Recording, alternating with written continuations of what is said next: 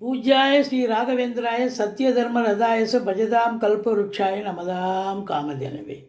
உலகெங்கிலும் வாழ்ந்து கொண்டிருக்கும் ஸ்ரீ ராகவேந்திரா யூடியூப் சேனல் நேயர்களுக்கு டாக்டர் சைதை ராஜாவின் அன்பான வணக்கங்கள். நாம் இப்பொழுது இந்த எபிசோடில் ஒரு வித்தியாசமான தலைப்பை பேச போகிறோம். பெண்ணின் நட்சத்திரத்திற்கு எந்தெந்த ஆணின் நட்சத்திரங்கள் பொருந்தி வருகிறது என்பதை பார்க்கலாம் வாங்க. மொத்தம் 27 நட்சத்திரத்தில் ஒரு நட்சத்திரமாக தான் இருக்க போகுது. நம்ம 27 நட்சத்திரத்துக்கும் பதிவு போட்டுட்ருக்கோம். இப்போது புனர்பூசம் 4ஆம் பாதம் கடகத்தில் பிறந்த பெண்ணுக்கு எந்தெந்த ஆணின் நட்சத்திரங்கள் பொருந்தி வருகிறது என்பதை விரிவாக பார்க்கலாம் வாங்க.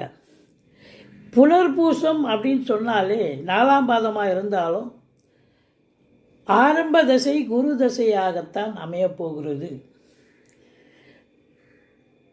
பெண் பூனை மிருகம் அன்னம் பட்சி கொய்யா மரம் வயிறு ரஜ்ஜு பார்ஸ்வநாடி அதாவது உங்களுக்கு தேவகணம் பொருந்தியது இந்த நட்சத்திரம்.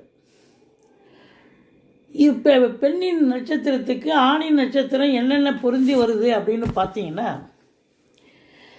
அஸ்வினி பரணி ரோகிணி மிருகசீரிஷம் திருவாதிரை மகம் அஸ்தம் சித்திரை சுவாதி அனுசம் கேட்டை மூலம் பூராடம் திருவோணம் அவிட்டம் சதயம் உத்திரட்டாதி ரேவதி பூசம் ஆயில்யம் மொத்தம் 20 நட்சத்திரம் பொருந்தி வருகுதுங்க. மறுபடியும் சொல்கிறோம். அஸ்வினி பரணி ரோகிணி மிருகசீரிஷம் திருவாதிரை மகம் அஸ்தம் சித்திரை சுவாதி அனுசம் கேட்டை மூலம் பூராடம் திருவோணம் அவிட்டம் சதயம் உத்திரட்டாதி ரேவதி பூசம் ஆயில்யம் மொத்தம் 20 நட்சத்திரம் பொருந்தி வருகிறது. மொத்தம் 27 நட்சத்திரத்தில் இந்த 20 நட்சத்திரத்தை நீங்கள் எடுத்துகிட்டு வந்தால் போதும். ஜோசியர்கிட்ட அவர் ஆணுடைய ஜாதகத்தையும் பெண்ணின் ஜாதகத்தையும் பார்த்து நட்சத்திர பொருத்தமும் இருக்கணும், கட்ட பொருத்தமும் இருக்கணுங்க. பொருந்தி வருகிறது அப்படின்னா நீங்கள் ப்ரொசீட் பண்ணலாம். இதுவே இறுதி முடிவாக எடுத்துக்காதீங்க. இந்த நட்சத்திரத்தை பொருந்துதுன்னு சொன்னாலே எடுத்துக்கக்கூடாது.